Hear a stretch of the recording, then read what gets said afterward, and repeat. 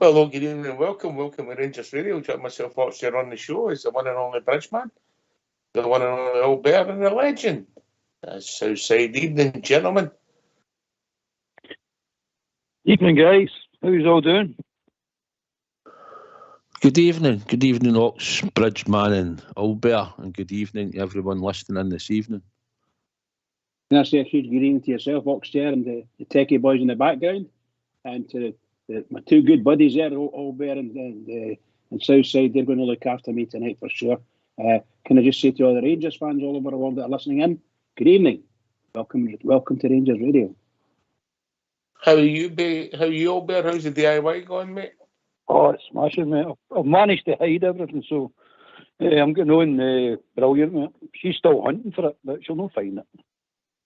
Good man, proud of you. How are you, Southside? Aye, good, mate. It's like been on with help the aged tonight, isn't it? But apart from that, aye, all good and dandy. Funny enough, Old Bear said the same when he seen you in Bridge Road. That's a shocker, so yeah. How are you, Bridgeman? I'm okay. Old, I'm okay. Oh, she was. Oh, I'm getting insulted all night tonight, that's for sure. I'm glad people don't hear us before we go on air, is that right?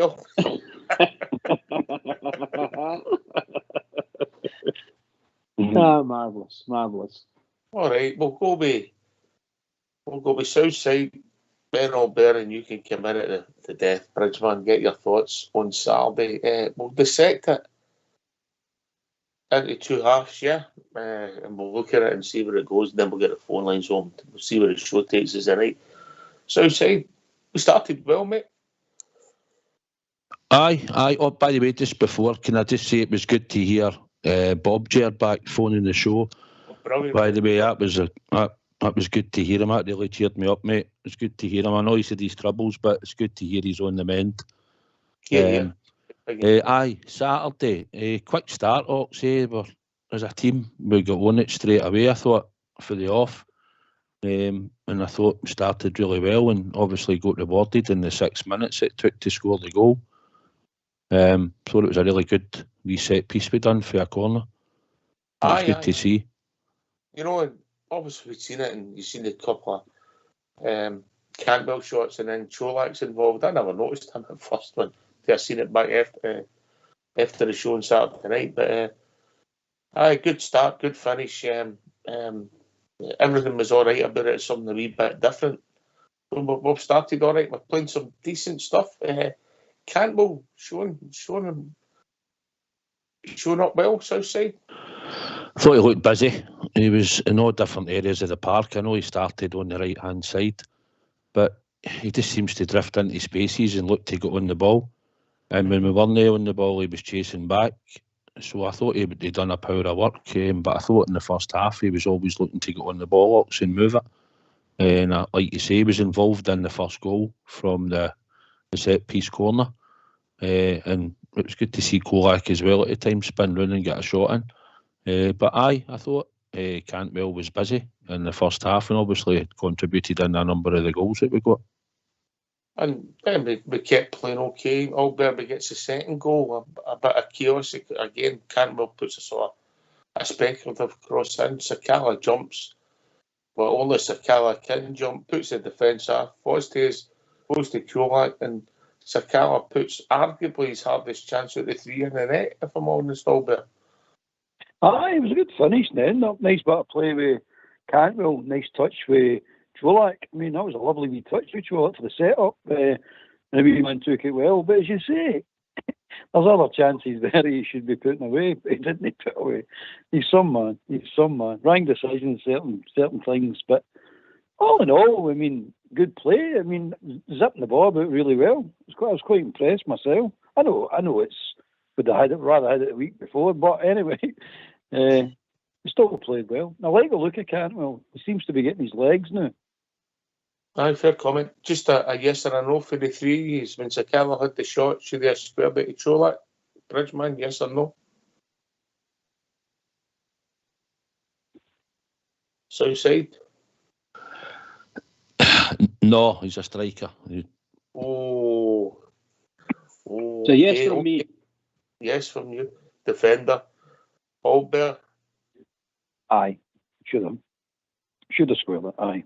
Definitely. I'll give you that Southside, but it's only a no if he scores.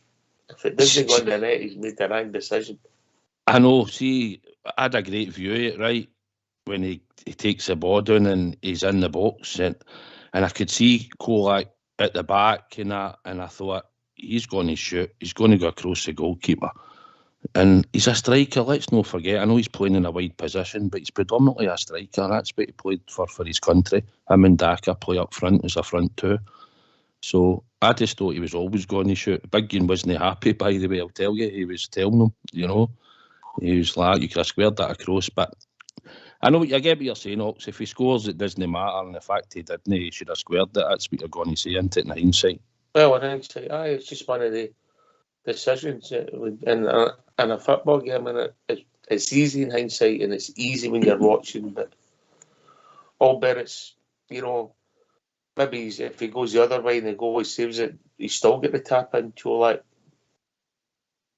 It's percentages, mate. You should be playing the percentages, and the percentage is put the ball across the Cholak, more chance of scoring than where he was shooting for. It's just a football brain, mate. At the moment, split second stuff. But good players know what to do in their positions and just automatically do it. If the shot was on with Elcher open, you take the shot. I'm going to ask you the same question, but reversed. Would Cholak have squared it to Sakala? 100%. Southside? No.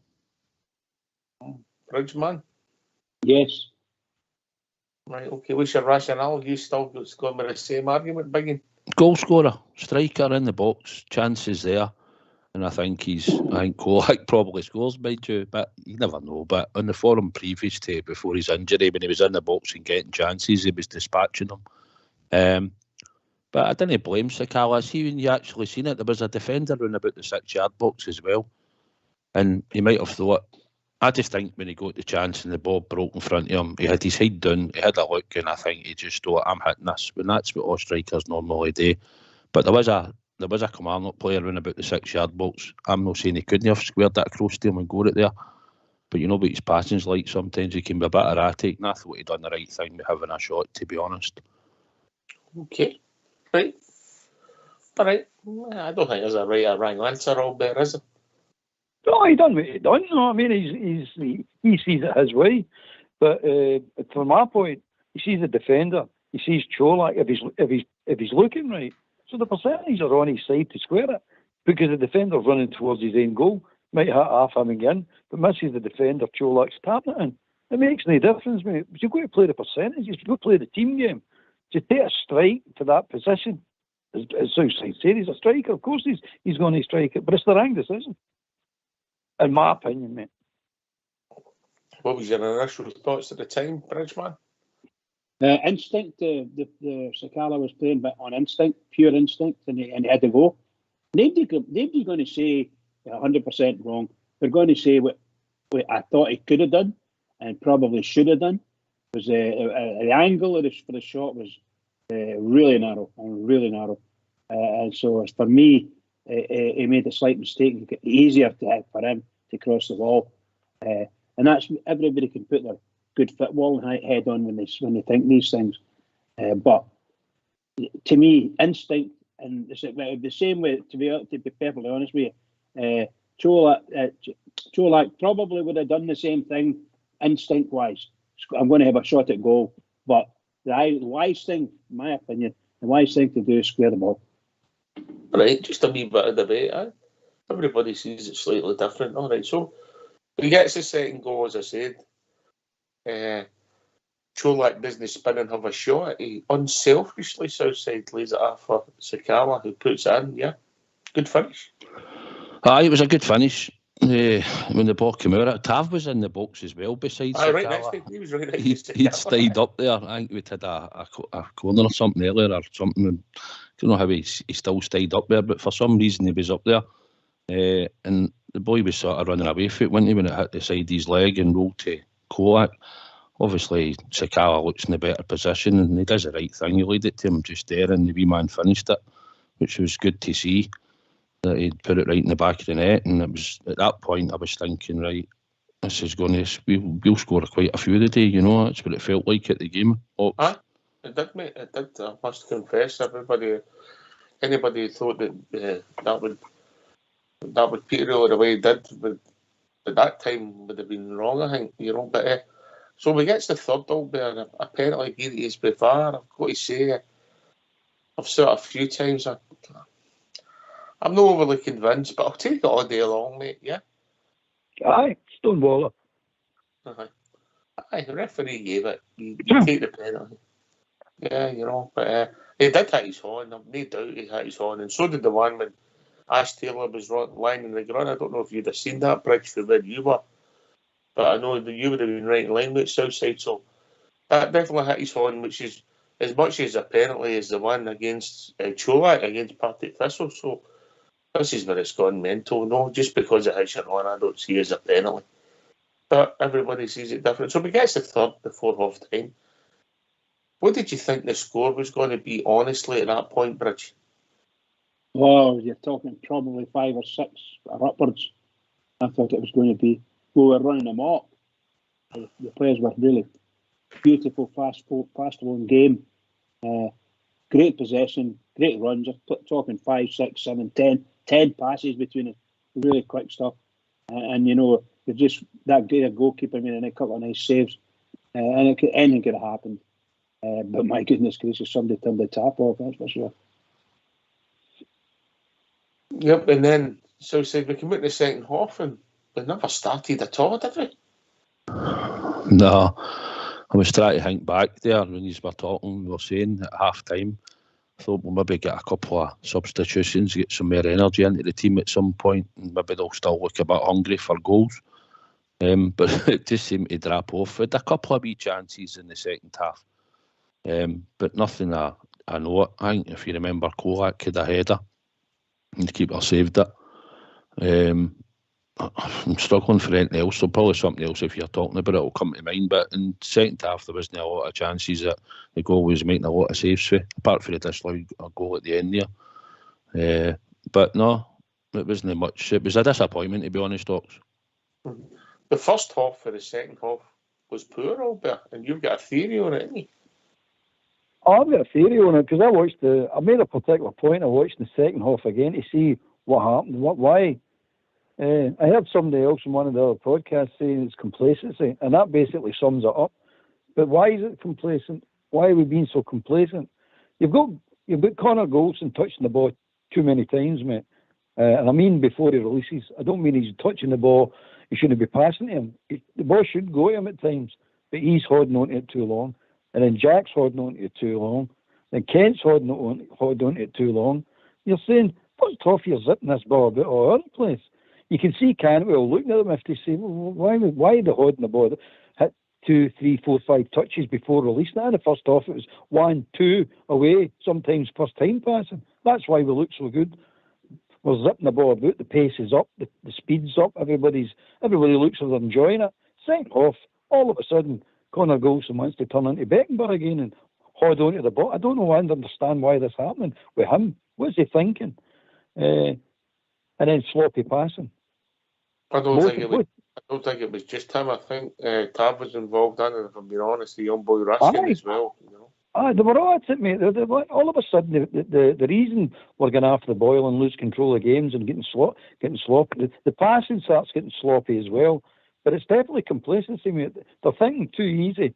The one with Kent to slip a wee ball, it all started with Kent to slip a ball to Barisic to cross it, and he sets the ball too short.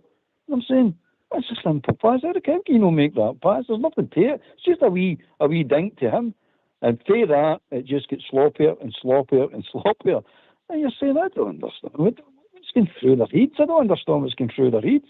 I hope that's what Bill's showing them the next day or when they come back into training and go, look at that second half, and this is the reason you're getting what you're getting. We usually do it in the first half, if you remember the games. We start slow. This is the reason. Too many touches. Zip the ball about, move the ball faster. It's no rocket science. It's pretty obvious when you look at it. but we're definitely a complacent team. And then the substitutes come on. I mean, Hermie Lundstrom, I don't particularly like the boy, but he comes on. He actually, in one part of that second half, he stood still, stopped the ball, and stood still with the ball. I'm going, what are you doing now, waiting for a bus? What's happening with you? And then moves again. I'm going, that's not what's required. What's required is a zip the ball out, first time pass, and 1-2 touch, then pass, or one touch, no first time, but move, touch and move. I mean, football's a simple game. We all know 1-2s. You can't beat a 1-2, mate. It's been there since the game was invented. But all of a sudden, we don't want to do this. We don't want to play this simple, fast, accurate football. We want to mince about in the ball for some odd reason. I don't get it. It's beyond me to explain why they think this. I don't know. Somebody will need to ask them what they're actually thinking. Connor Goldson, in one particular move, was on the ball and he touched the ball 8 times before he released it. 8 times. Okay. All right. That's plenty, Isa. All right there. Thank you. I'm settling down now. Right. Thank you. Right. So I said they tweaked our formation slightly and went a wee bit more offensive to try and shut our defenders down there. And we never reacted. Albert's right, we get sloppier. Right in front of you, mate. No fault for you. You could see it, and we were just getting back, and then it was getting recycled. Wasn't it in the midfield, Jim? Probably Raskin Jack might have tired slightly as well during the game. I think they zipped one across their 6-yard box, if you remember, before they scored. I don't know if it was a short free kick or something they took, but I mean, it was shocking. They had 2 players, one at the back post and a guy slid in, and it's our defence or the back. It was a ball right across the 6-yard line, and we're struggling for anybody to get a foot in front of it, especially to block it coming in at the front post. So we got a wee warning there. And I think we got another one no long after that until before they got their goal. But they obviously had a look at it and they obviously went a wee bit more gun-ho at us to see if they could get something. And obviously I think they were starting to pick goals because we looked a bit, I think we ran out a bit of energy in the middle of the park. Raskin was struggling. And obviously he was blowing. To be honest, you could see he was blowing his cheeks. He made a good run at one point, a couple of decent runs. And then I think it was out towards the Govan stand, and I think he got the ball took off from dead easy. And it looked like he just didn't have any energy to chase back at one point. But you've got to be fair to the boy. He hadn't really kicked a ball since before the World Cup. And so, but I just think, I think the midfield just tired a wee bit as well. Maybe Jack as well, when not playing so much football. Aye, well, it seems to be that you don't want to take them off, Bridgeman. You don't want to throw them under the bus, you know. Yeah. You get 5 substitutes, mate. It's all part of the game now. I think once again our manager made a blunder. My thoughts were made a blunder. He should have changed. Should have put 2 players on off. She should have made 2 substitutions at half time. And the boy, Raskin, his name is. He was. You are right. He was blowing his arse for sure. And there was I think it was it Ryan Jack. Can't remember. I know. I just said no. He shouldn't be in the park now. He's lost it. But the point is on. Sorry. I don't know if I'd have made them at half time because up to then you were saying they were playing well. But I'll tell you what, 10 minutes into the second half. 10 minutes. I mean, it's so visible. And you know what they made it look visible is because Kilmarnock changed. They switched their midfield and they moved up. They moved up 10 yards, and that's why these guys were standing with the ball and not knowing what to do. Who am I going to get to? Because everybody was marked. Whereas in the first half, their players were away back, and there was plenty of space for the guys to run up and down and pick the ball up. Second half, they changed it. They moved it up 10, 15 yards, and we didn't know what to do in the midfield. Our midfield started to see it. The boys were out on their feet. A couple of them were out on their feet, in my opinion.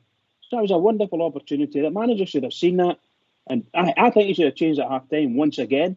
He knows his players. He should know his players. And I don't think our midfielders. Cantwell, wonderful game. What a game he's bags of energy. You're needing another one like that. And that young boy for excuse me, for the Belgium heel. What is his name again? Raskin. Raskin, right, okay. So that boy is going to be a great player for us. but he needs to get his legs. He's not got the legs yet to run for 90 minutes. I don't see it anyway. But everything the boys have said up to now, it was so visible for everybody to see. You know, when Raskin over on the far side and he's got the ball and he loses it and he just... that was the time then, Bridge had gone. Well, yeah. I would have sent the same team out in the second half, but had the subs ready, south side, if that makes sense, yeah? Aye, 100%. Aye. And plus, at that point, you're looking to get a bit of freshness in the team, you know. But aye, I agree with you, 100%. That's when we should have. We've got to. I mean, it's all right saying we're 3-0 up at half time, but we've got to try and go out in the second half. And aye, we're all agreeing that the game's done. It's a matter of how many. That's the way we're thinking. But we've got to, this squad, the now and the team, have got to go and try and look for more goals. You know, we brought a big Kolak back in and we're hoping to get him off the mark, and he'd scored 3 goals in the first half and he's not on the score sheet. So obviously he'd be looking to get on the score sheet and that. And it's just things that we should be doing. We should be looking to go for the juggler against these teams, especially when you're at home and you've got a point to prove after a disappointing performance that you put in the week before.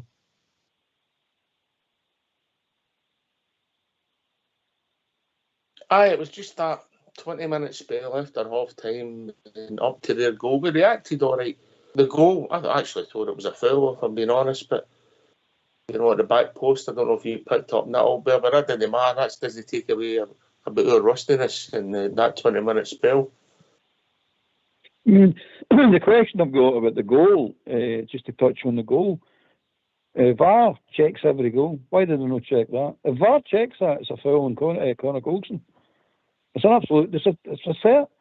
So why are you not checking it? You check every goal. I mean, even the Premiership do that. Every goal gets checked, but this one didn't. Why not? Because it was a foul, mate. There's nothing away from it. It was a foul. But anyway, we're 3-0 lead. They score 3-1. Now I'm sitting saying to myself, and we've lost the control of the game. I'm saying to myself, now the next goal's really, really important. If we get it, game's done. If they get it, we're in for a rocky time here. I mean, you're going, how do you get yourself into this position with a 3-0 lead, mate? Luckily, they didn't score. I don't think there was any...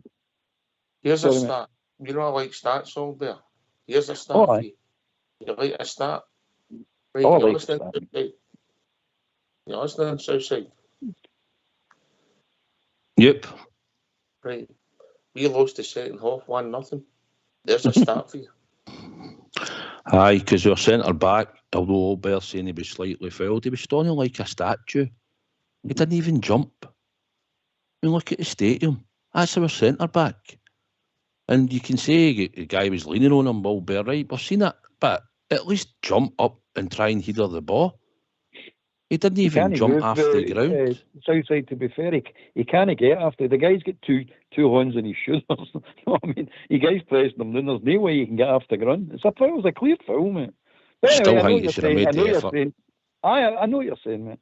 You should have shook him off or tried to shake him off. But again, if he tries that, it's Willie Collin we're talking about. It's a penalty kick. He'll give a penalty kick. I mean, look at the fouls he was getting against Kent and things like that. I mean, it's him. It's stupid. It's absolutely stupid. But anyway, they scored, and that's the end to it. No, I mean, it wasn't a particularly good goal to lose. But our keeper didn't cover the Celtic glory either. I was just going to say that. Sorry. Go for it, Bridge. No, I was going to say that apart from what I thought was the obvious, I thought Goldson was fouled. But, you know, you're centre half and you're up against some big fella, then it's all go, you know. They don't go at you, you have a go at them, whatever, you know. And they get outfought in that end, and I thought it was a wee foul. But the truth of the matter is, just as Albert said, their goalkeeper was absolutely woeful at that point. Absolutely woeful. How did he not manage to punch that guy in the face or get hit the ball? Neither. Unbelievable. So very, very, very poor. Bad marks for McGregor there.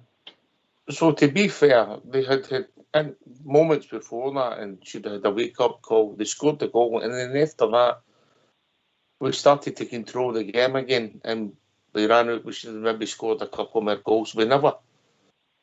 That was a cause for concern. I don't think anybody in that stadium would have thought at half time when Rangers had 3, Southside, that's how many they'd have scored that day, yeah? No, not at all. I think we thought we'd have got at least another 1 or 2 in the second half, to be honest. I think our goalkeeper didn't cover his sailing glory probably, and the boy that far in, standing unmarked and all, he get the header in. It's a disappointing goal to lose, and I agree. I thought at the time where I sat, I thought that's probably a foul. And I did watch it back. I thought our centre half hasn't even tried to jump, but he didn't get the foul at the end of the day, and we lost another shocking goal. The way you want to look at it, really, isn't it? Absolutely, mate. Absolutely. It was a strange game, Bridgeman. They played so well at half time and then just went to a shell. They tweaked their formation, had a go, and we seem to. Well, they've got an extra man in midfield and we don't know what to do. That worries me, Bridge. Yeah, well, worries me as well, because I said, my opinion is sad. I said they should have scored. They could have scored 2 or 3 goals. I mean, just the one. And our goalkeeper, and he actually probably did give away a penalty. Although I think he punched the ball out for a corner, but I don't know that sure whether he actually punched it before or after he whacked their forward. But it doesn't matter. We got away with that anyway. But easily, we could have lost 2 or 3 goals. Easily. Disappointing. The trouble I've got, Ox, if you don't mind me coming in, is that we've no hunger and desire in the team. The second half showed. The first half, great, zipping the ball about, lovely football at times. You go, right, if you started that way at the beginning of the season and kept it going for most of the games, a different story this season, but we didn't. And we can't do it because there's no hunger in the team. You've got Raskin and Cantwell. They're hungry because they want to get in the team. They're just at the club. It's all new to them. But the rest of them, you're looking at it and you go, I don't know if you use, by the way, but I was looking at that game and going, show me that you really actually want to win a league. They don't look if they want to win a league. They don't look if they're capable of winning a league. They're just lethargic. It's okay. We'll get by. 3-0. That'll do. I'm going 3-0. Bite into that mob's goal difference. In actual fact, after the weekend, they increased their goal difference. That's how bad we are. That's how bad a team we are. And there's no use dressing this up any other way. The first half, you go, that's the season. We did that. We played some nice football in parts of games. But that second half, that is what we are this season. That performance. We've seen it time and time and time again. And it's no fluke, man. They're just a bad team. The 2 players that I gave decent pass marks to the piece and Saturday, if I'm being honest, Southside were Cantwell and Cholak. I thought Cholak showed an appetite, mate. I thought Cantwell, Cholak, and I thought Sakala buzzed about and done what he does. He's a menace, knowing he got involved and gets a goal.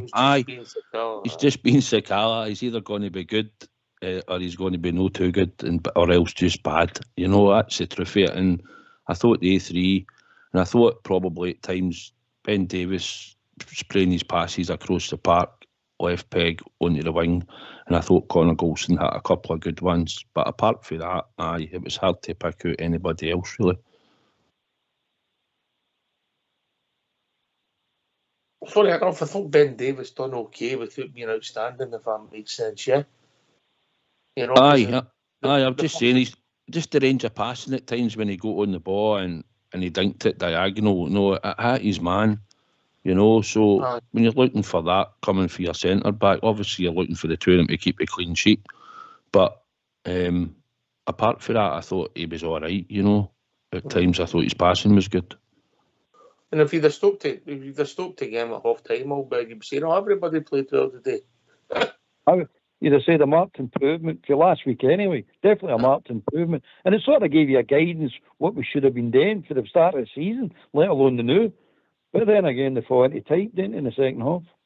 Seen it too many times, mate. Aye, I think, obviously, managers' tactics and that all get talked about selection, Bridgeman, but sometimes players in modern football get away with murder, huh?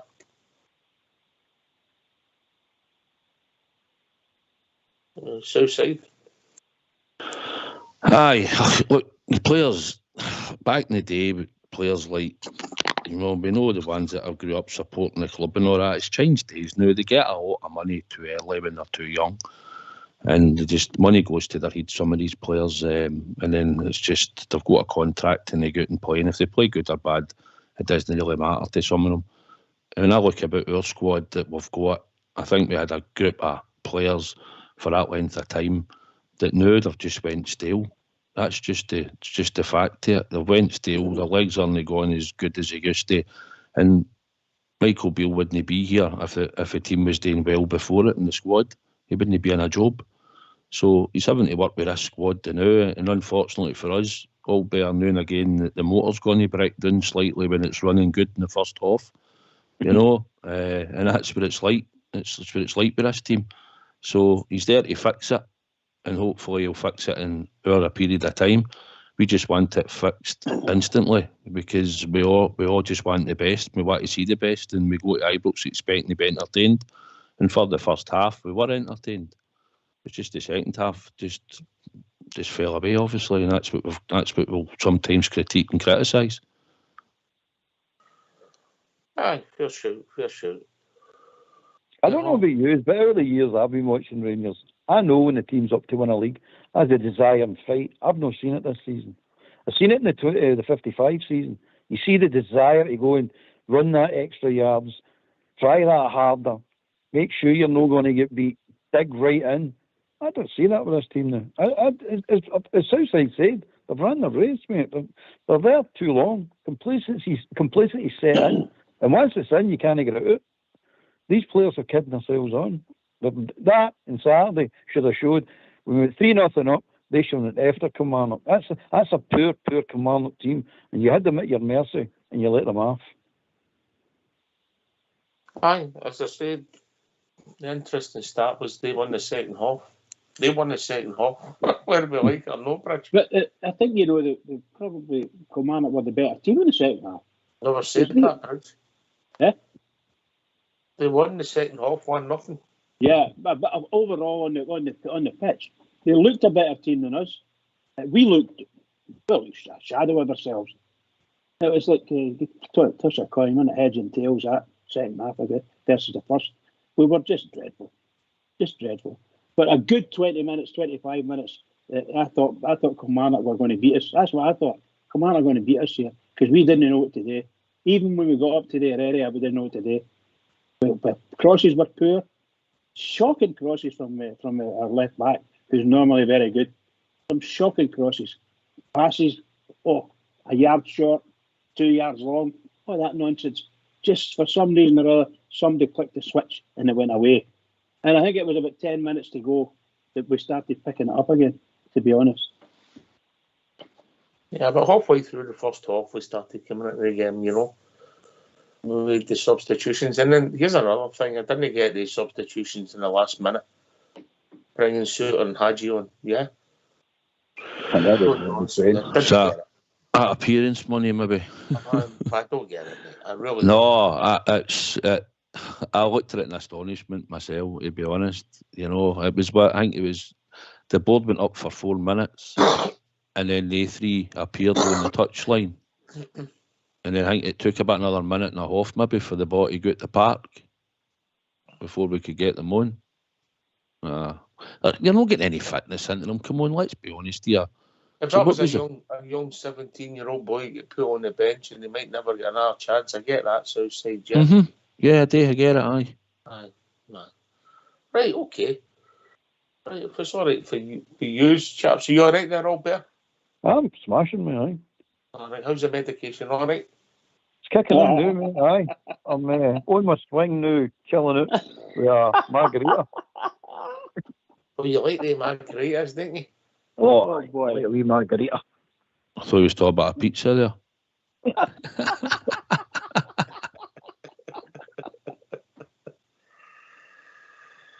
I don't know if Albert is that cultured. Oh, I'm not that cultured, mate. I'm definitely no cultured. Right, we'll get the phone lines opened and then we'll come back and we're going to hear from your gaffer, Michael Beale. Is that all right with you, chaps? Go for it. Aye, I'd like to hear what he's got to say this time. Didn't like his last presser at the end of the game. Right, okay. Let's hear from you, and let's hear from your gaffer, Michael Beale. Why don't you give us a call on 0141 356 1972. It's your show, it's your platform. Let's hear from you.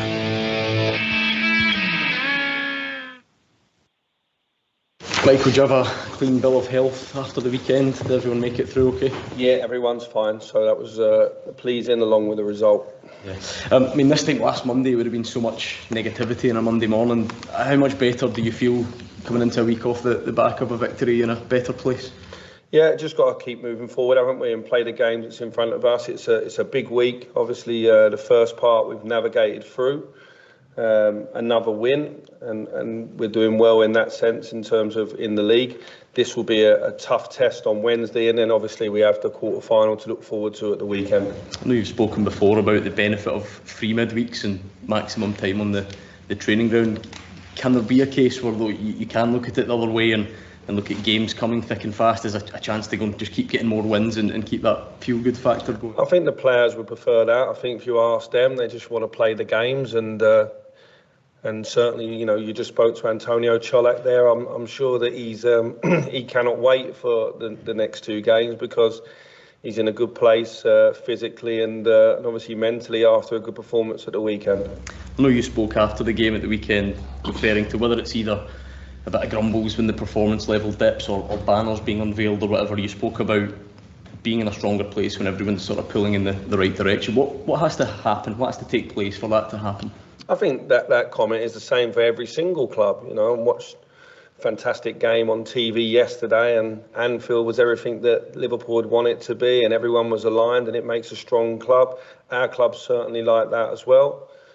So yeah, there was nothing more in it than that. You know, all the players can do is play the game in front of them. They'll never be perfect, okay, because football's not like that, but yeah, if we win more games than not, we'll put ourselves in a good place to be successful, and that's the aim moving forward. What's that managerial challenge like for you though? Because if there is anyone that's grumbling about a points deficit or maybe even something bigger like recruitment or whatever it may be, that's all stuff that predates you, and you're trying to just win football games, but you're also the guy that has to hold all that together. Is that a challenge? No, it's a huge privilege to be manager of this football club. So you take everything that comes with it. I came in eyes open and aware of the role because I had a unique insight as being here for a long time previously. So nothing surprised me. And I think in the main, I've been aware of what would come, and I've been happy with the progress that's been made in the main. Do we need to improve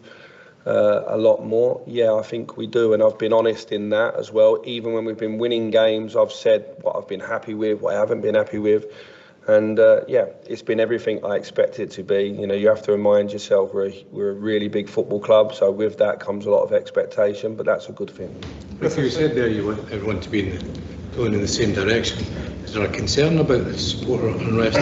Some supporters? No, when you lose a cup final in the way that we didn't perform very well, and a lot more was expected of us. So I think in the days after that, you have to own it. We have done. We can respond. I thought we played very well first half on Saturday, as well as we've played since I took over the job. And yeah, it's where we are as a group at this moment in time. No one's hiding from that. We need to improve. We're moving towards that. It's going to be an interesting few months ahead. But at the same time, our form, certainly in the league, is as strong as it's been for many a year. So we can just play the game that's in front of us, I think. I mean, specifically to the banner at the weekend, it wasn't a dig at you, I don't think. It was more of the direction of the club under the hierarchy. Is that a concern for you?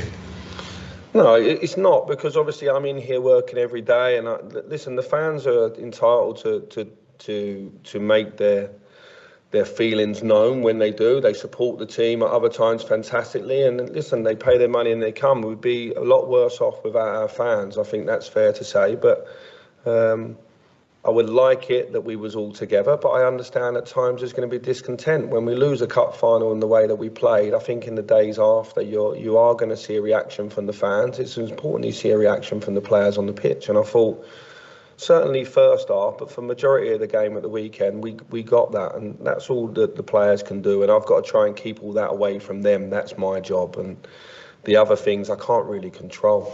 It's easy for you to do that, though, yeah, to keep that away from the players. Yeah, listen, they see the same thing as well. It's a heavy shirt at times, but it's a great opportunity to play for our club. So with it comes big expectation, and they're aware of that, and we've spoken about it, and obviously they're massively disappointed as well, but we have to move forward. And as I say, there's still a lot to play for. Where we want to go as a team, there's even a bigger aim for what we need to do. So this next 13, 14 games, we know that we need to win as many as we can. We want to retain the Scottish Cup, and we can only take care of Rangers. And outside of the one game, I think we've been doing that. You said there's still a lot to play for, Michael. How crucial is next 5-6 days with these 2 games coming up then for that? Yeah, listen, there's a short term of trying to win every game that's in front of us and improve our level. Then there's the long term of what the club's going to look like in terms of playing staff and style. I've said before, my job when I came in was to try and settle everything down.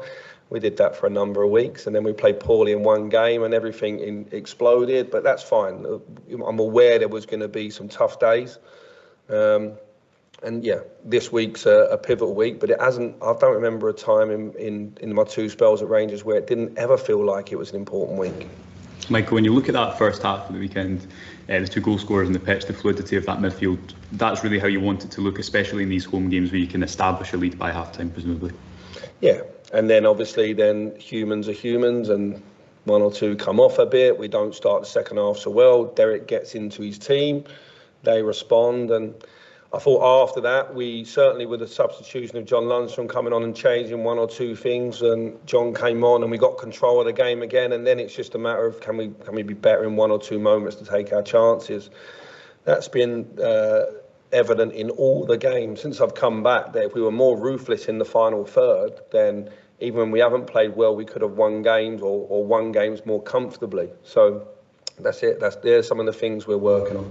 Todd Cantwell alongside Cholak was someone who performed well at the weekend. I think it was only his 5th start, but it looks like he's maybe been here for a lot longer. How positive is his performance on Saturday going into the game on Wednesday? Yeah, I've been delighted with Todd. Everything about him coming. You're right, he hasn't played a lot of football, but one thing with Todd is he's super fit and he covers a lot of distances. And I think you're seeing some things that maybe you wasn't aware of with Todd in terms of his work ethic, his willingness to win the ball back. I think he's a very interesting player, close to the number 9, but I also think he's a very interesting player a little bit deeper in the pitch, certainly when playing against a low block, because I think he's able to bring the ball and connect the midfield and the forward. So I'm absolutely delighted with him. Michael, you talked about coming in with your eyes open, and basically you can only play with the hand of cards that you're dealt. You must feel that you've done that pretty well. I mean, this Hibs were the first team that you played, and in the 12 league games since then, you've won 11 and drawn 1. You must feel that you've delivered on that. Yeah, well, a lot of the stadiums we've gone to, I've had some indifferent experiences in the past, so I know what it's like to try and build a team and move forward. The story of the season is one of disappointment. I said that last week. I think that's fair to say. I think that's why the fans are sometimes in love and other times not in love with the team. That's fine. That's the same at every single club. But in the time that I've come in, I think we've made steady progress, not outstanding progress. I would like us to play with a bit more be more fluid. Can't even say the word. A bit more fluid. But that will come. But it will come. There's going to be a lot of change over time in terms of the way that we play. Forget personnel for a minute. The way that we play the game is finding the right moments, because at the moment the team's winning. The team seems a little bit more stable than it was before, and we should be optimistic about the future. I'm the most optimistic, and because I'm in here every day and I see the players and I see where we're going, I see the talks that we're having behind the scenes with potential new signings, and so nothing's weakened it. If anything, I feel stronger today than when I came back into the club, and I knew it wasn't going to be perfect straight away. Otherwise, I wouldn't be sat here. Absolutely, and on that note about the future, when do you think it would be maybe fairer for you to be judged? Is it after a summer when you've brought players in? Is it a year in? Is it a full season? When would it be fairer for those judgments to be made? I can't dictate them, because the variety of people that are going to come and their allegiances and their thoughts on our team. So listen, I'm going to be judged from the very first day that I came in. I was judged after that first game against Hibs, and it's quite nice now getting ready to play them again. I'll have 2 fit centre halves for this game, and I'm looking forward to it. And I think it's a good game. It's tough enough to do the job without me worrying about all the opinions of everybody else on the outside. I just work with the people inside, and when I spoke to the club about coming in, I heard the club's vision for moving forward. They were very honest. I gave my honest opinions. We're working towards that, and I'm pleased with where we're at today, knowing that we need to win things. It's not about being second best. It's not about competing. It's about winning things, and I'll only be judged on that.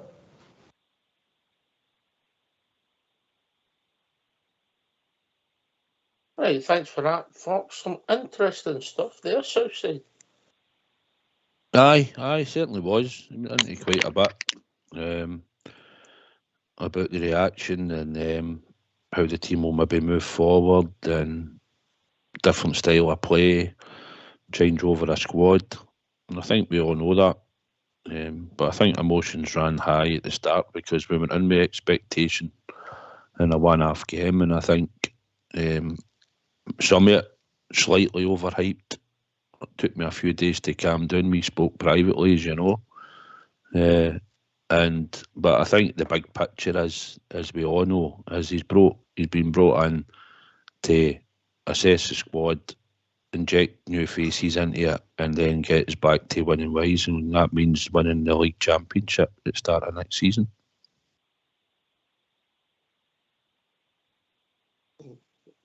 It's pretty bizarre, really, Albert, in some respects, because his record in the league, it's up there with the best starts ever Rangers managers, but it's not going to mean nothing because it's only a snapshot in time. It's all about the whole race, isn't it? That's it, mate. I mean, I'm not going to sit in judgment of Michael Beale at the moment. It's not going to be fair. He's got great results. There's no doubt about that in the league, apart for the League Cup and the game against the Scum at Ibrox. But apart from they two results out with, he's been doing fine. No? I mean, he's winning games. He's not playing. We're not playing brilliant, but he's winning games. So I'm not judging him on that. I will judge him on his call, some of his calls, like the one in the cup final and a couple of other ones. He set up against Partick Thistle, for example. We'll get rights to call him out on day ones and go, don't understand there. I don't think anybody understood the calls he made in the 2 games. But he's the manager. He calls it. I'll back whatever he calls. But the justification is you go and win the games. And that's the justification. That's always going to be the justification. Just playing well. Making they type of weird calls and just playing well. That doesn't cut it, mate. If you're going to make these sort of calls, you've got to go and win the game. Same as you said about Sakala shoot. Made a decision to shoot. It's the right decision if he scores, the wrong decision if he doesn't. That's the name of the game. But I liked his interview. The one bit I don't like about is the praise for Lundstrom. Because I've got a feeling he's going to try and build a team around him, and if he does that, he's building on sand, mate. He really is building on sand. Now that aside, I liked his interview. It's no quicksand.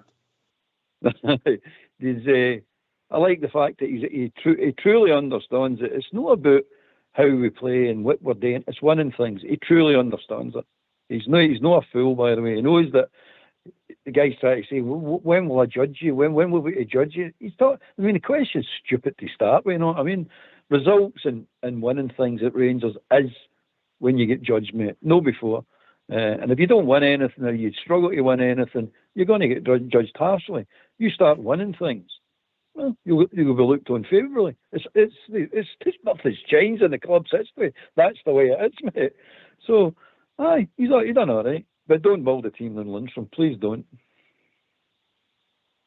No, I think he's hinted there's going to be decent changes and they're working on it already. Southside, I think, come to bridge after you, mate. I think he's wanted these work early. That's what I'm picking up for it.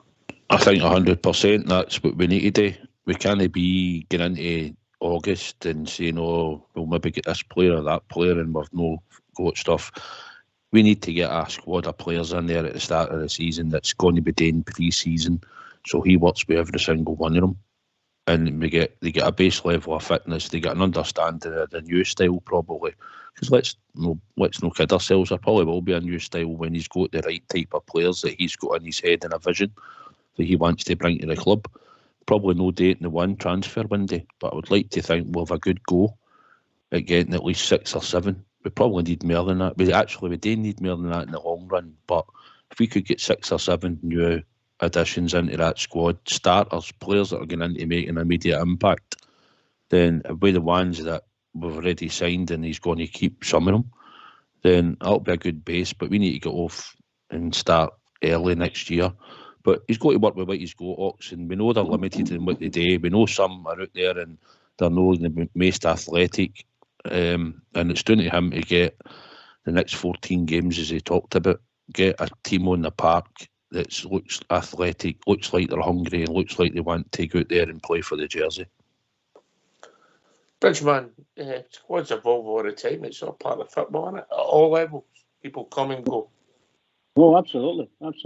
I think you can see, or you mentioned it earlier in the programme alone, you can see through our team there's some people don't look as if they're going to be here. Maybe they don't want to be here, I don't know. But I think getting the end of the season, the manager's got to have that in his mind, I would imagine. And his budget for next year will depend on if he can keep some of these players. And the ones that are going to go, for instance, the highest paid ones, if Morelos is in that, if Ryan Kent's in that, then that's going to come right off his budget straight away. All that money, all the wages, So he needs to bring people in at a more reasonable rate and make it worth the while to come to Rangers. I see the manager doing something just like that, making good deals from sort of lower levels of English football, I would imagine. I can't see him going for anyone in Scotland. I just can't see it happening. So I think they'll go for 2 or 3 in the summertime, and they'll be building up to that. They'll be negotiating with players right now. You can put money on it for next season. They'll be there negotiating with them now. And the manager got to do it because what's happening, and the players we've got, some of them good. Cantwell's him and a young lad, 2 good players to build your team on. It's been said before, we desperately need a goalkeeper. Because our best goalkeeper, and I take no pleasure in saying it, he was woeful at the weekend, woeful. I'm sorry to say that was bad. Now, he might come up great for the rest of the season, I don't know. But I'm trying to be as honest as possible. I want the manager to succeed, and I want him to succeed big style. I don't want him to try and succeed and patch the team up. He's got to come out. The club has got to come out and tell the fans what's going on so far as the money's concerned.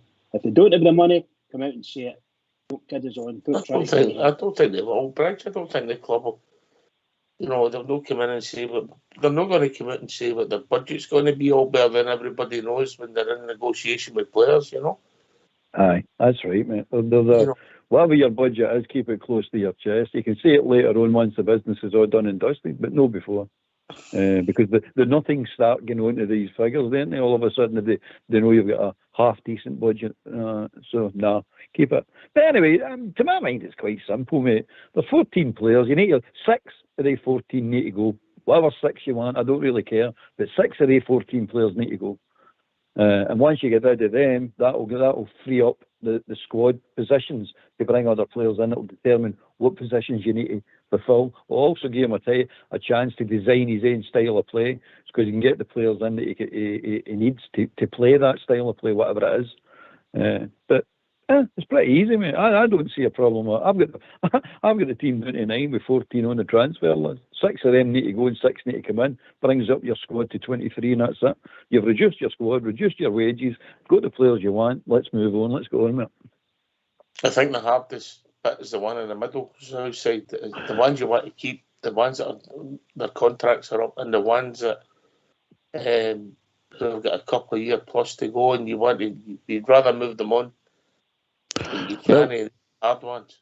See, if we're going right, we need to win leagues and titles and cups, right? We all agree we need to be successful. They talk about the player trading model, right? Now, forget Bassi and Aribo. right? Because that's the two in Patterson, right? You can forget them now because they're gone. Who's our next trading model going to be? You would say it's going to be Raskin and Cantwell at the moment. Would anybody disagree with that going forward? Had you? I think you get a lot of money for Scott Wright, if I'm being honest. You know? Right. So when we're going to buy more players, we've bought Kolak, who's 28, and probably at the prime where they say at 28, you're at the prime of your career, right? So, but if we're looking to buy players at the age of 21 to 24, we're going to accept that we're wanting to make them better players. They're going to hopefully be successful in that short period of time going forward. Straight away, we're winning the league and cup next year. We're into Europe, and they're playing well. But when we're going to buy these next group of players, we're obviously going to be looking 2 or 3 years down the line, or 3 to 4 years down the line, because we're giving them 4-year deals that we might have to maybe be looking to sell 1 3 years down the line and get big money. Would you agree? Or is it a case of are we going to fall into the trap that when we had the chance to sell Alfredo Morelos back at the time, and you maybe had Stevie G saying, no, I don't want to lose him. But we've lost all that money now going forward. And the same with Ryan Kent. If we had anybody willing to give 10, 11 million back then for him, then surely the manager, we've got to take the decision out of Michael Beale's hand going forward at some point and say, look, but if we're going to get 20 odd million pounds for him now, we need to take that money and we'll give you it back to reinvest. So going forward in this next, all these signings that we have to make, this will be crucial to how the club's going to be judged. Ross Wilson's going to be judged, and dare say the board are going to be judged. Would you all agree on that? I think the board will be judged ultimately where we go in our next league campaign, because they're seen as the custodians, and they'll be the ones who'll get criticism if people feel as if they're not appointed the right manager. You know, I don't get me wrong, Ox. You know how it works, right? When you're successful, nobody talks about the boardroom, right? We know that, right? I'm not having a dig at the board or anything. I'm just talking about, as in, Ross Wilson's a guy. This is his last transfer window, as far as I'm concerned. If he gets there. If he gets there, aye. But if he does and he makes these signings and that, and the players that are coming in, they've got to hit the ground running and they're going to have to be successful. You know, otherwise I think we've got to look for him to be exiting the door. I'd love to know his exact remit, Albert. You know, I'd love to know if the manager says that's the player I want, you go and get him. And then he's only ultimately responsible for the business side to get him in the door. Or does he bring the players to the manager? I'd love to know the way it swings, mate. Well, to me, his remit doesn't really matter. Whatever it is, he signed up for it. That's the way I look at it. And if he didn't like it, he shouldn't have signed up for it. But at the end of the day, I think the guy's time's up anyway. I don't think he should get this window. But it was interesting the other day that you hear Beale saying that he's identified some players and the club have identified some players. To me, you're looking at it and going like that, who's building the team here? I mean, how do you build a team? You need to sit down and agree the strategy to build the team. You need to agree what kind of team you want to build. To me, this scattergun approach, we've got money, we'll just do a few players. We're sitting with 4 number 10. Just used it as an example, guys. We're sitting with 4 number 10s. What do we need 4 number 10s for if you're building a team? I don't get it. I don't get what they're talking about. At one point, we were sitting with about 5 centre-halves, 6 halves. You're going, why are we in this position yet? Overcompensating certain positions and neglecting other parts of the team. So if you put that aside and go, how do you build a team? Who builds a team? Who makes a decision about how we're going to build a team? And I don't think we've got the experience there to build a team, to be honest with you. I think we need experience in there of somebody who is good at building teams. And I don't think we've got it at the moment. I think we're just going to go with, you name some players and I'll name some players, and then we'll see what we can get. We'll see what we can get out of these players. If we can get some, if we don't get some. If we don't get your ones, we'll go into this other one. I'll give you an example, by the way. I watched that boy Whittaker for Swansea. I watched the full game the other night there, just because of that boy. And whoever scouted him should be booted out the club. That boy will never, ever come to Rangers and make a difference. Never. Mate, he's not good enough. And I can see that only watching the game once, watching the boy once on telly. So if that's the calibre of player, whoever's scouting Mobber, something's seriously wrong, guys. Something's seriously wrong. And Wilson shouldn't be there to oversee it, because I don't think he knows how to build a team. I really don't.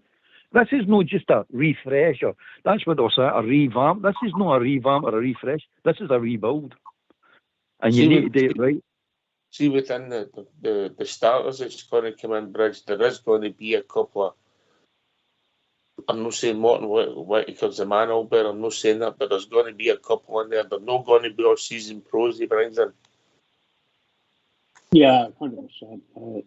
Look, that's why I'm trying to say. Look, it depends what the managers, where the manager is going to be allowed to buy, and all the prices and so on and so forth. And I don't see them bringing in high quality players. Now, I think the best quality players we've got now is the boy Cantwell and Ration. I think that they two are the best quality players we've got in the park that are willing to play. I think there's good players. I love Ryan Kent, I love him to bits, and Alfredo Morelos, but they don't look willing to play. So big changes for them. But the other boy, you need to get players of that quality, and they're obviously the relevant price, are cheaper if you can get any cheaper. But Cheers, you need mate. to get good bills done. Sorry. Cheers, mate. It's time for the tune.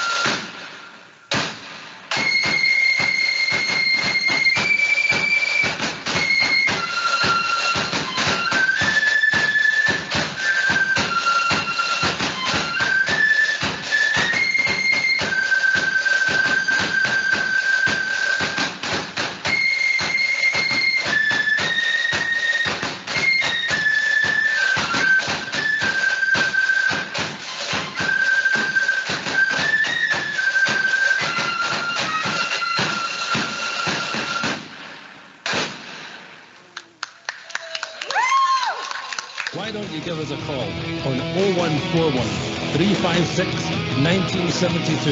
It's your show, it's your platform. Let's hear from you.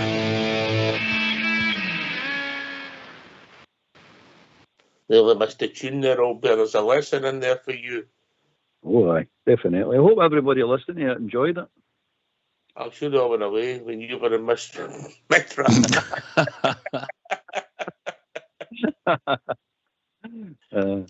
I was just thinking during that tune there, I was thinking actually, I don't even know how it came into my head, but Kemar Roof, I'm thinking he's like our $6 million man, isn't he?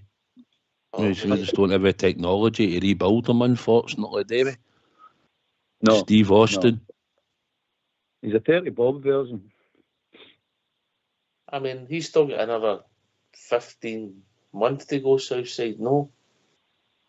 Aye, I think it'll be a case of if anybody's really want to try and take a punt on him, if they might want to pay off his wages, there might be a road out, but I think he'll probably still be ways. And we'll probably hear the same line when Kemar Roof's fit. He'll be in my team. But aye, he'll be a hard one to move on in the summer, rebuild. But here, you never know.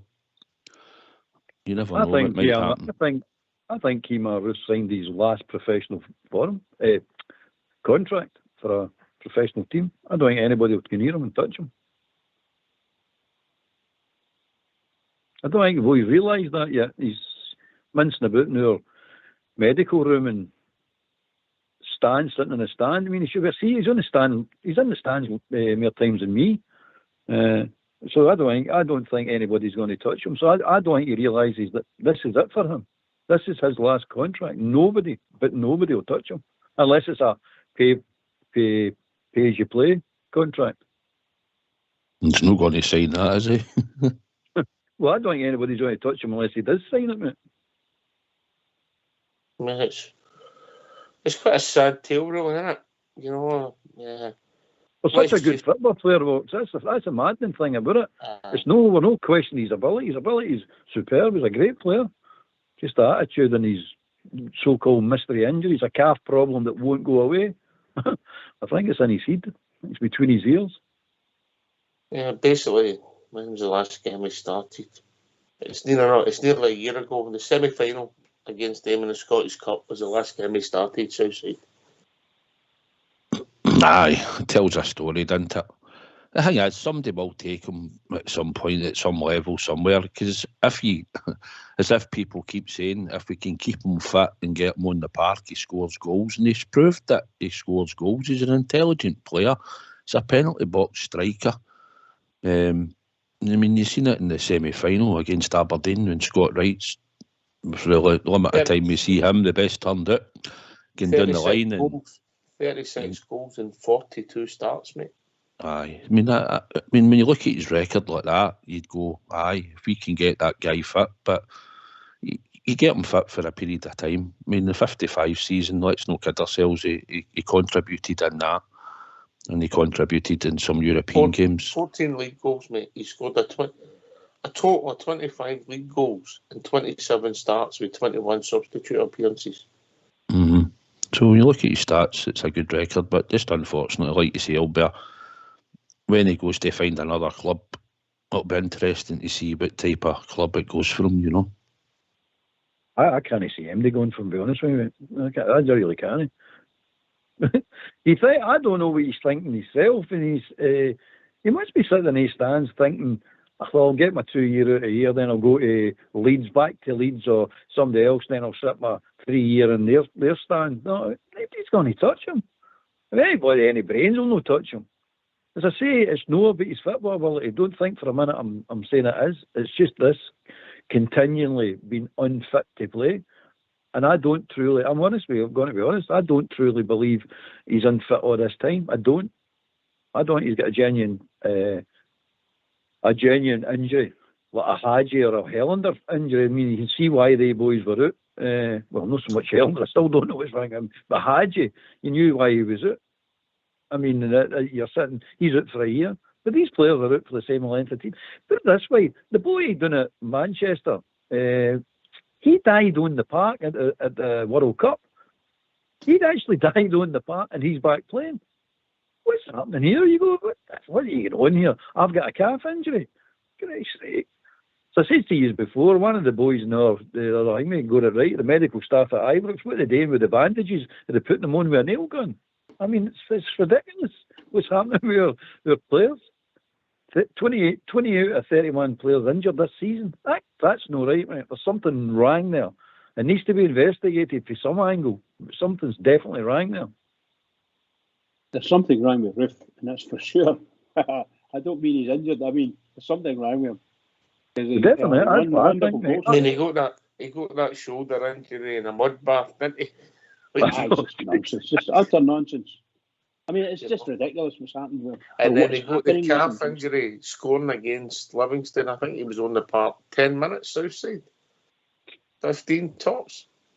Aye. Is he on Southside? Is he finished at the end of this season? No. No. Okay, so another season to go. Oh my God. Oh my God. All right, come and give your thoughts. Michael Beale got a big job in his hands, or are we overreacting for a cup final loss? Southside? He's got a big job. Or a combination of both? He's got a big job. We know that. I don't think it was defined in winning or losing. We didn't want to lose it because we had the expectation at the time. That expectation led to probably the meltdown after it, because one, the players didn't turn up. They've got a responsibility. They've been there long enough. They know what it means to play for the club, and I think that contributed. Michael Beale knows the job in hand. I think he knows, but I think the one comment I didn't agree with him, Watson, was I didn't want to fling any players under the bus at half time. That comment either showed maybe inexperience of using that maybe terminology, because at the end of the day the players flung him under a bus. He's no loyal to any player, so, and I think going forward that's what we'll see. We'll see the loyalty to the players that they think they might have with him, or what he's alluded to having with him. And I think in time most of them have got to go, and we've just got to get a freshness. And I think then it's got to look to bring new success to the club.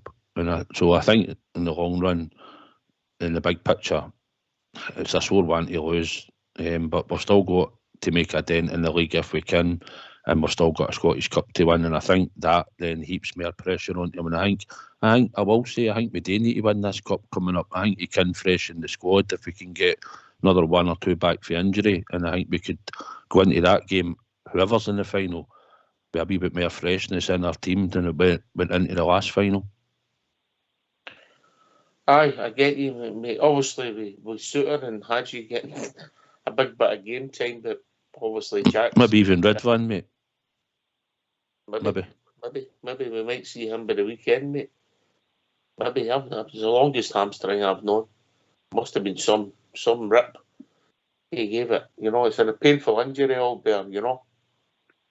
Aye, but it's the worst one. It's like everything else was. It's always the worst one. It's never a mild one or a slight one. It's always the worst. Everything's the worst. A knee injury to Hadji, it's the worst one.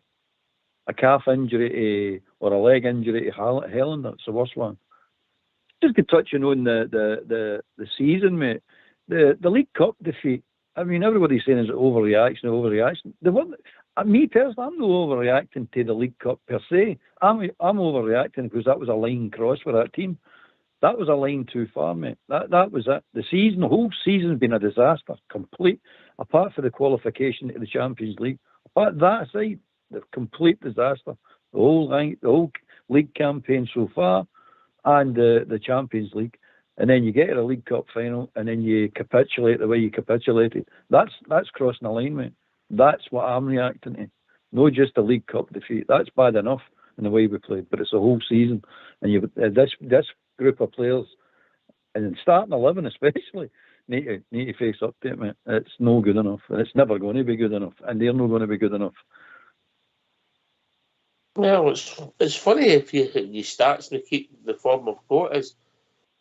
I think we'll end up with more points we've done a lot of the times in the league. Bizarrely, it is the 2-horse race. We've got to win it. We've got to win it, Bridgeman.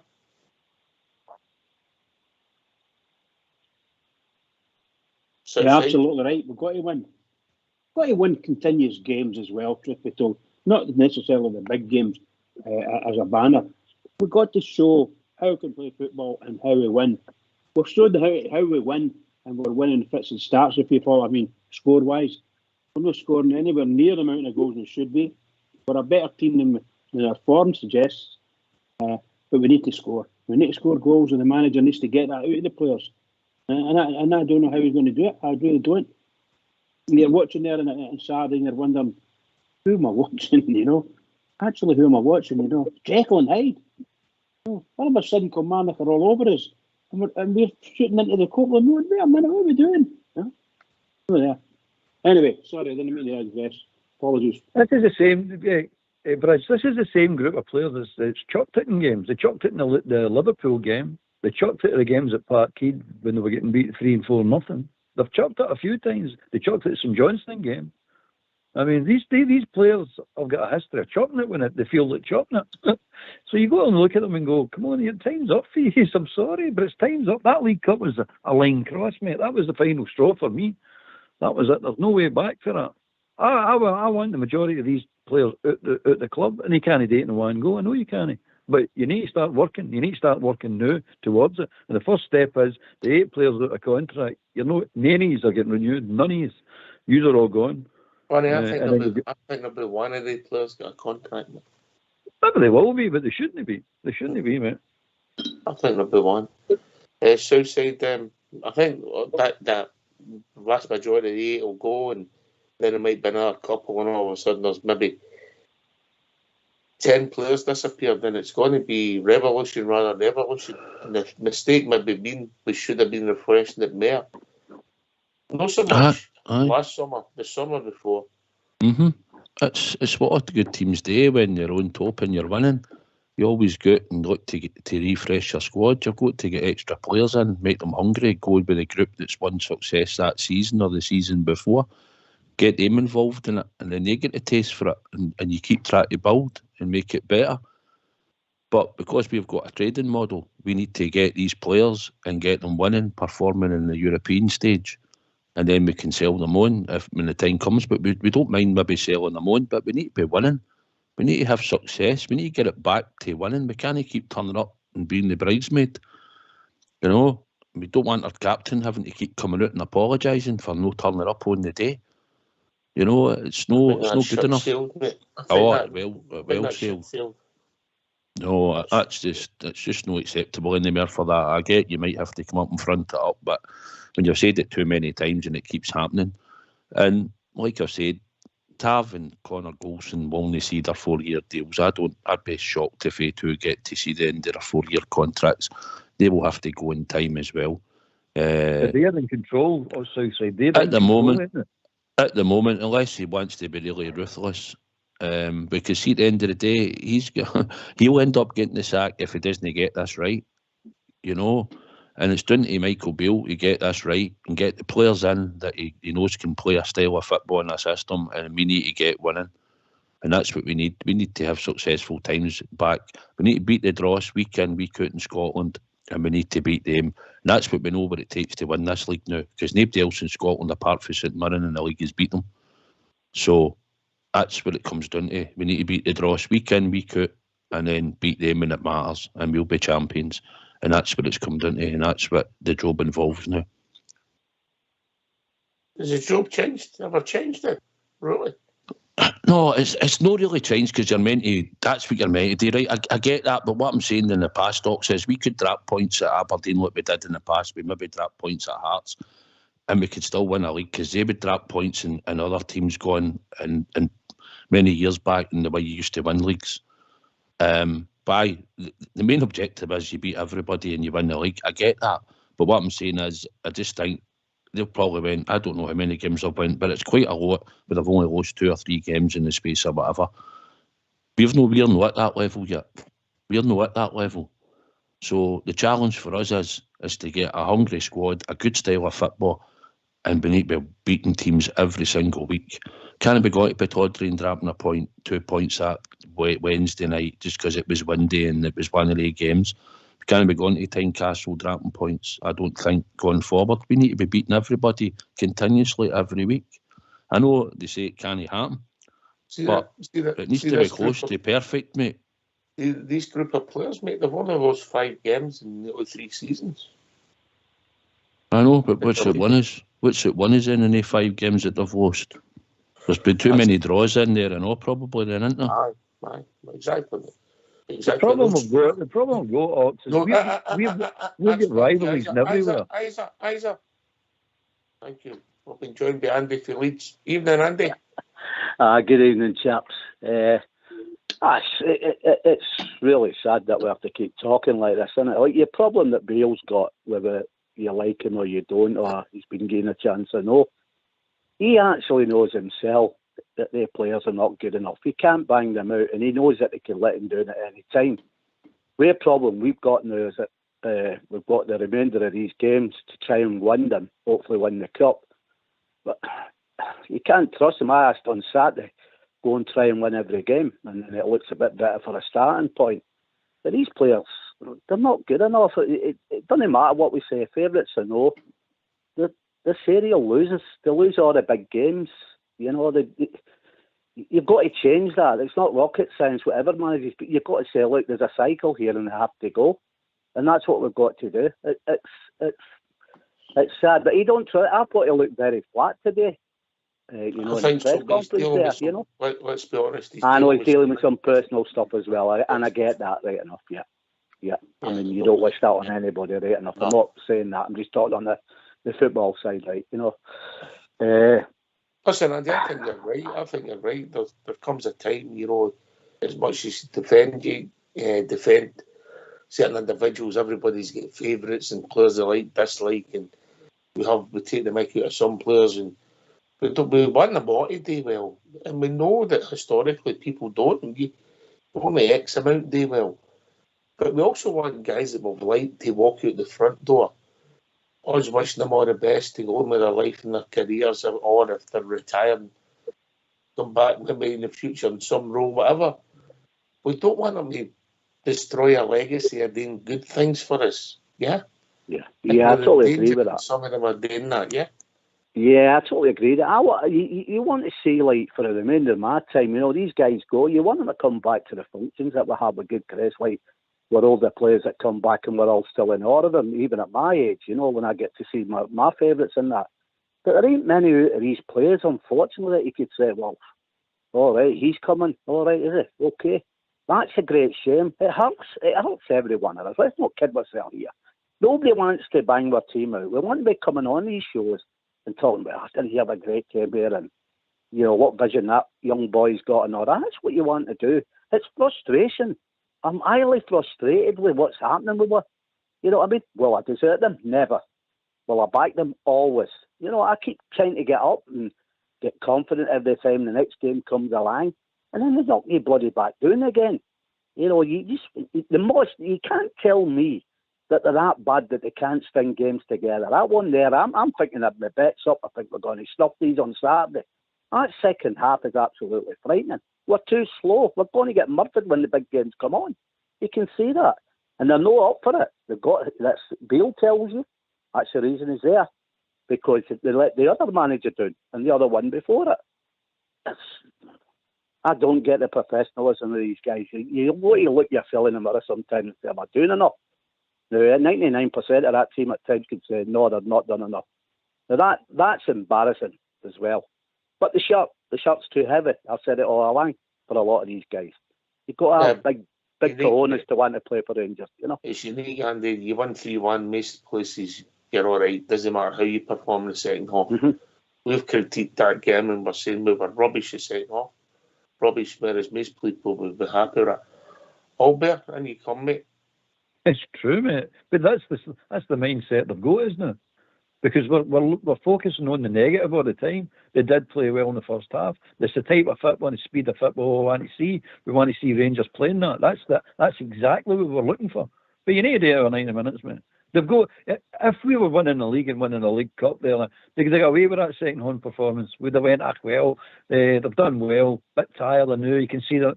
But you're looking at them going like that, that's garbage. That's absolute garbage. We're not accepting it.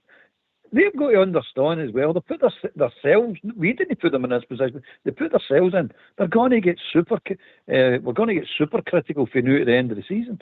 And that's the emphasis about the Scottish Cup. Why are they putting all this pressure on themselves? I don't understand that. The Scottish Cup, we're not even there in the final yet, but we're talking about winning this thing. You're going, we need to win the Scottish Cup. You need to get there first. And then you need to turn up if you do get there. And that's no guarantee. So they brought this on themselves. I don't understand why they think that we're all going to sit back and accept the second half that we did against Kilmarnock there at the weekend. We're never going to accept it. Even in a good day, they would get some sort of criticism. But even where we're sitting at the moment, is ridiculous. I mean, this team over the years should have won 5 more trophies than one at the moment. 4 cup finals and they've won one, and one league that were 6 points clear at the turn of the year, and we lose it. I mean, that's 5 trophies that they should have won. No, what they should have won it, but they didn't. So, hell mend them. They'll get what they get. We'll not accept it at Rangers. You come to Rangers to win things. You don't come to be second best and runners up and, we played a good game. Somebody got it right the other day on the show. And they turn around and says, remember, Rangers used to celebrate winning things. Now we celebrate just having a good game. That's never going to be good enough for Rangers. Never. Standards. Standards, mate. You're right. That's how we need to refresh, because maybe too many of these players have walked in for a combination of things. Guys don't be good enough for injuries outside. You need competition, mate. Aye, we do. And as you said, I think the thing that I noticed on Saturday was a breath of fresh air, was big Antonio Kolak. I thought he was involved in a lot of good parts of the game. I thought he was busy, he was running about, he was involved, and I think that's what we had been missing for our other striker that was playing through the middle. And I think when you've got Sakala the way he is, buzzing about, can score and create, and good days and bad days, and he's been in 13 selections out of 16 in the Michael Beale squad, so I think he will probably still stay in the team. And I think if you've got Kolak, I think he's just hoping now he'll hit the net, and I hope he does it Wednesday night at Easter Road and gets them going, 1 or 2 even. I think that's the way I'd look at it going forward now with they two up front. Albert, I think that's the way we should be looking at it. Big man's hungry to go on the goal scoring record. He's busy, he works hard, and I think you've got Sakala buzzing about, who will either be a genius in the box at 1 minute and they'll probably just run it out the park the next, but you know what you get. The what I liked Southside was Cholak. The bit I liked at the weekend was Cholak, Shuriken, Sakala and Shuriken Kent for no feeding him. He should have been doing it from the beginning. I kept telling you, they're no feeding him. They should be feeding him. When he's in the right position, I'm talking about. And when he didn't square it, he gave it to him. He gave it to him big time. And then he shows that he doesn't hold any grudges by setting him up. And he sets Sakala up to score. I like that. Don't stand by. Each player on that part should be criticising the other player they're not doing their job right. And you need to hold each other to the standards. You can't let anybody's standards slip. Like Lundstrom come on in the cup final, he misplaced the ball and he turns around and screams at everybody. It's his responsibility. He made the mistake. Nobody else. He made that particular mistake. That's what I'm talking about don't build a team around the guys like that. You don't want to build. If anybody watched the Manchester United game last night, that wee captain of that Man U, he's a great player, but he's not the right character to be captain. He's not the right character to build a team around. We've got that, haven't we? We've got that, haven't we? Aye, come and give your thoughts. Well, digressed after Kilmarnock game, because I think that's because of the second half performance, Bridge, if I'm being honest. Yeah, it's. What can I say? You know, I thought the Kilmarnock just switched over a wee bit, and you saw some changes happening. And then all of a sudden, their midfield's moved up, and the space that we had for our sort of defensive guy to push long balls into our midfield, we were just need to turn our very close passing, and away they go. That space was locked down. We just couldn't get past them. And I thought Kilmarnock turned it on. I thought they did a tremendous second half. Obviously, I'm a bear, and I don't want Kilmarnock to get in. But you know, when they got that goal, I was absolutely gutted, and I could have actually ran down and battered McGregor for no punching that ball. Well, here's the question then, and I'll take this. I'll go to Southside, Andy, Albert, then back to your good self, Bridge. If that is the case, our manager just in the door. Over the week's rest, all right, 6 days. We've had players coming back. We've got a first team to pick for plus 9 subs. So at half time, we were out motivated. The tactical changes done with opposition were better, and they came out more motivated, tactically more astute, and won the second half. Southside? Is there a problem that I'm missing? No, I think he's put the players back out, and he's obviously putting a level of trust in them until the point where it got to where he thought, I need to change this now. Could be a bit of inexperience for him. Or maybe he doesn't want to fling certain players under the bus. I don't know. You know, that's the term we used, and I'll hold him to that now, because that annoyed me. But no, he should have probably changed it. But he's put a level of trust in them, like he did the week before. He said he put them back out, and that's it. And a couple of times he's probably explained things at half time. We've seen a reaction for them, and they have played better in the second half, Fox. But nah, I just think he should have done something at half time, or when he seen that Kilmarnock were in the game and in tappies at that wee period of time when they were flashing balls across their 6-yard box. Because let's not kid ourselves, that should probably have went in. The boy was unlucky; he didn't score at that point, you know. And the fact that went 3-2, mate. Aye. It's then the whole stadium starts to get more nervous than what they were, you know. It was powder keggish and Saturday. You knew for the result a week before. We were looking for a performance, and fair play to the team in the first 45. They couldn't have gave us anything to moan about. You know, they done the business, but was required. It was just in the second half. I think probably Raskin tired, as we noticed, and maybe Jack to a point. And I just think the subs that he was looking to make, I think he could have made them a wee bit earlier than what he did. So there we go, Andy. And then we've also got our 2 midfield players. None of them are fit to play 90 minutes. No, well, that's your problem, and the major concern for me is, you know, we're playing a team at the bottom of the league, and McInnes decides to tweak it, and it's on 2 sides for me there. The players can't work that out and man up to what Kilmarnock's got up to, and the manager's not seeing it. If he's seen that happening after 2 or 3 moves, he's got to be saying, right, I've got to switch it, I've got to tell him to move with him, or I'm bringing somebody on to, you know, nullify what's going on there. It's very frightening. It really is. I mean, it's basic football. I mean, you know, what do? You follow your man. Whatever tactics they have, they change it, right? It's still your man that was in the first half. You know, it's not rocket science at all. It's frightening.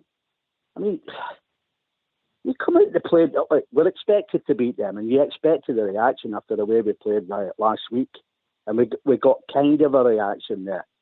I thought Campbell, was on the edge of the game in the first half, thought the cracking second half. I think he's a good player. But you could see, even with Raskin, Jack, like you say, possibly tired a bit. But Raskin, he was short passing. He got done a couple of times. He should have been taken off there and then. You could see. I'm not saying that he didn't play well up to that, but when he started to tire, it looked quite frightening to me. How he get the ball away, now guys just went past him. But he's got to get in, and I get that. He's got to get fit, and I do think he'll be one that will replace Jack. But we've got to get these players right that's coming in. It's a big gamble, massive gamble, because there's no guarantees in football. It's frightening. You just think, wouldn't you? I think a lot of them know they're going out as well, so we've got that problem as well. And what you're asking for them is just, look, you've been here at Rangers, you've had some good eyes, we've had some bad ones there. You'd think they'd want to go out in the Shield. Now, I'm not saying that can't happen yet, but to play them twice, hopefully knock them out in the Scottish Cup along the way, and they'll go with some good memories, as you said there earlier on. But when they're putting in performances like that, well, I'll tell you what, they go and play like that against the Minifilth, we'll be struggling to pick the 3 points up. We can't play like that. We have to. I mean, have we played 2 halves this season? Yeah, I suppose my best performance were 90 minutes. 2 performances that stand out for me will be Hearts away and Eindhoven away. It was arguably our 2 best 90 minutes performances of the season. I don't think we've had a great performance at Ibrox last season, if I'm being honest. Well, there you go. That's very good. You don't expect that we've done okay in a lot of games. Have we played really well at any game at Ibrox last season? You're absolutely right, Oxford. Absolutely right. You know, if I'm being honest. So, what was the point you were making before we go to Albert? I was going to. I'm thinking about we need to get a bit of freshness into the team at some point. We signed Matondo, right? He's sitting there and he's no contributing. I know he'd been out injured there, they're saying, in his back. But we're going to have to find out. Your nose has just poked me in the eye, but carry on.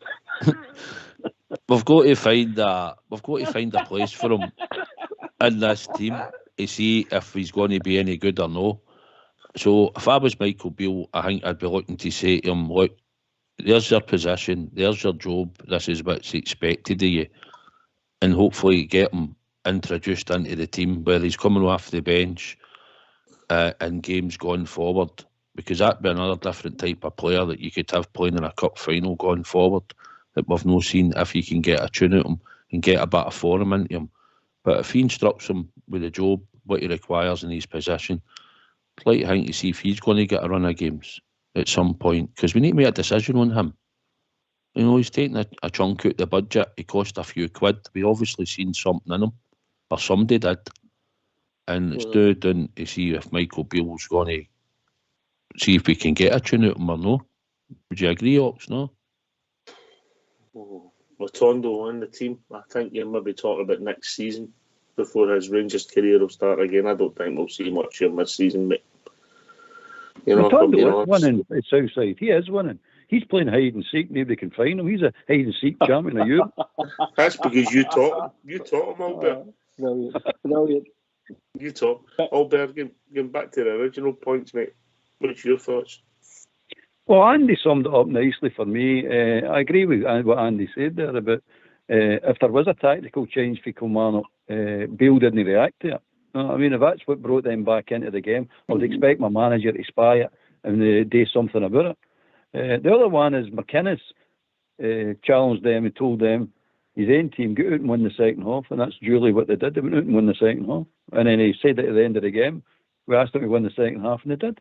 And that's a disgrace for your point of view. I'm looking to say, if you were truly going after that league, Len, you're truly going after that league, you should be going out that second half going, right, we need to start making inroads to this goal difference. We went out there and just minced about and got sloppy and complacent. And it's madness. But anyway, that's what it was. But Beale's got to take some criticism of what Kilmarnock done in the second half, and he never reacted to it. If it was a tactical change, or it was just what we're saying, complacency and tiredness and sloppiness that caused the sort of mini collapse. He put Jones on and pushed players up, mate. He changed his setup. Absolutely. So why are we no combating that? Why are we no seeing that and saying, well, that's what, and it did affect the game. We need to combat that. As Andy said, we need to do something. We need to do something here, change. Because we're going to eventually play better teams next year in Europe and all that. And if we can't react to what a team's doing, what we thinking about here? What's he thinking about? I don't understand. Because he never used, when it was with Gerrard, they never used to do that. They used to react to anything that was getting changed. But we don't seem to be doing it now. Bergman, I think the reaction when they had to happen tactically, if people could have passed the ball 10 yards. Oh, that when we came out in the second half, that's one of the things that we did wrong, of course. A lot of the guys have said it tonight. They couldn't actually find their own players, and they're passing their weight of passes. They're absolutely dreadful sometimes. Look, when we got it right, it looked as if for maybe a couple of seconds, it looked as if we picked up some form here, playing like we did in the first half. The first half was excellent. Everything about the passing was tremendous. We were on bang on it.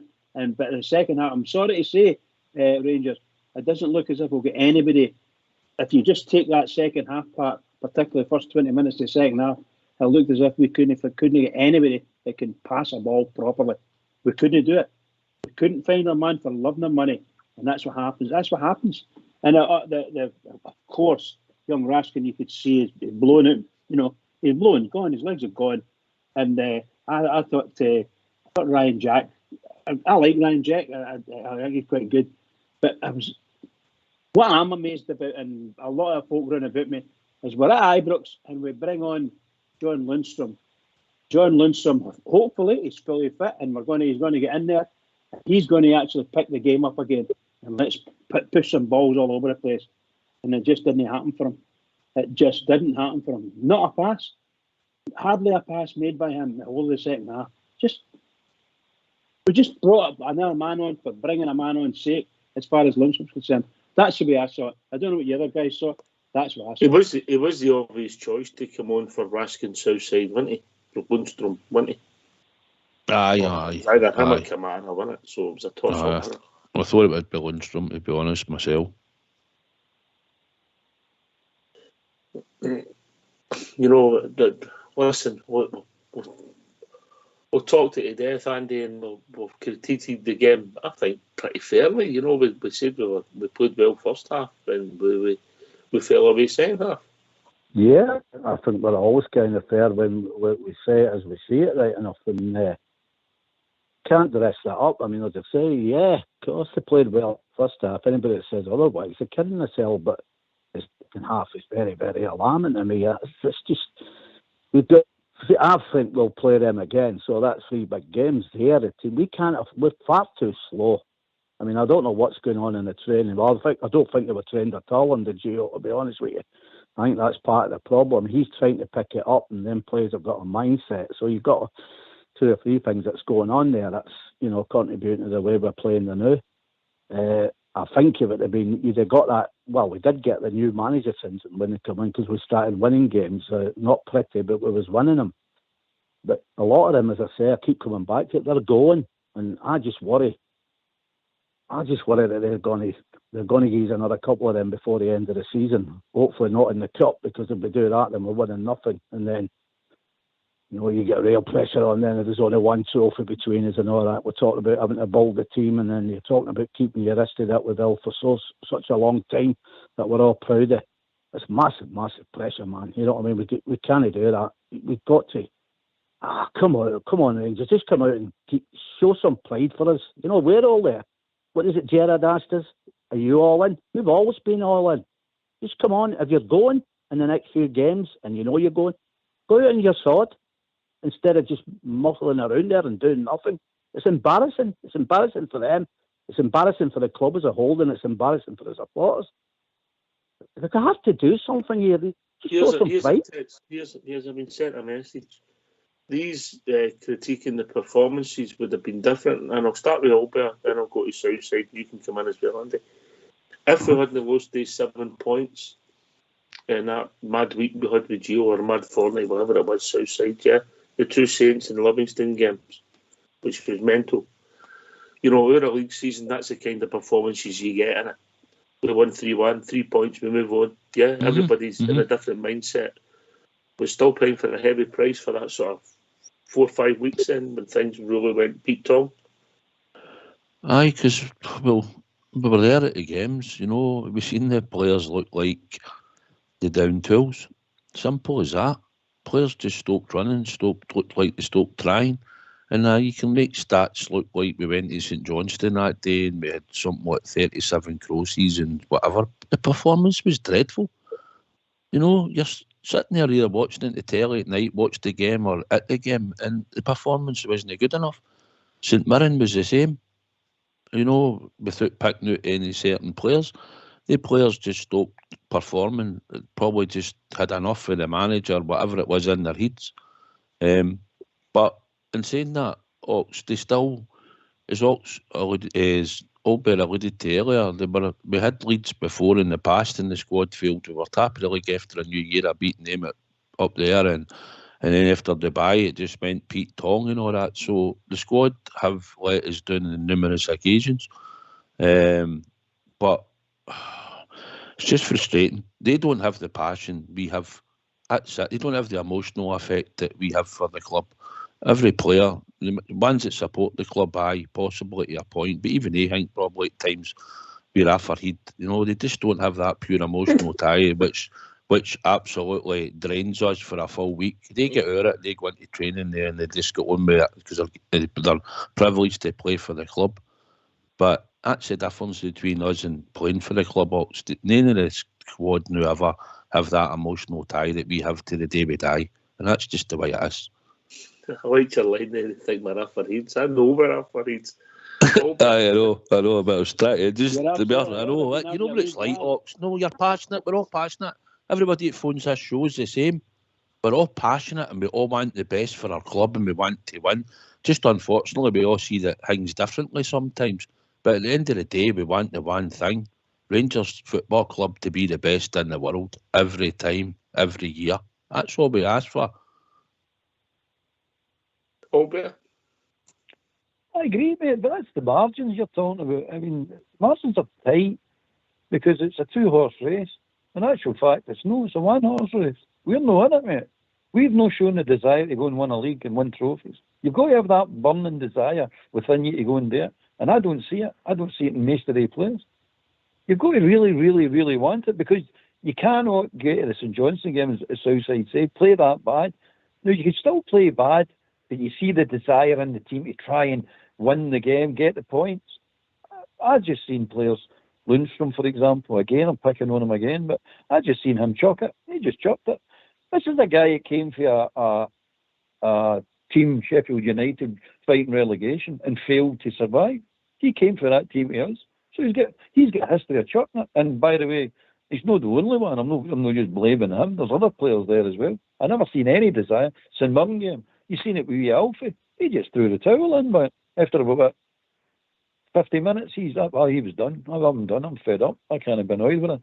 And you can't have that, mate. If you're going for leagues and cups and European runs and all that, you've got to have the desire. And this burning desire's got to keep on burning. They can't come turn it on and turn it off when it suits you. It's just you've got to have the drive, and we've not got it. I don't see it. I just don't see it. Right. I can see it in Canco and I can see it in Raskin because they're new.